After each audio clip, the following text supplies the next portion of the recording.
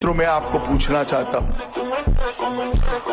2 साल पहले जेएनयू में नारे लगे, भारत तेरे टुकड़े हो 1000।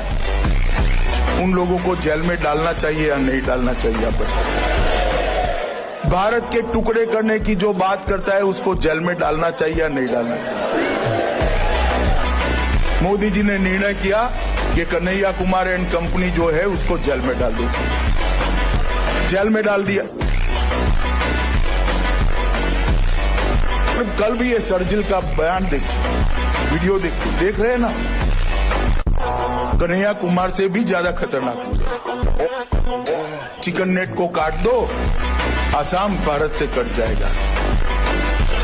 अरे 7 पुश्तें लग जाएगी भैया, आसाम ऐसे नहीं कटेगा।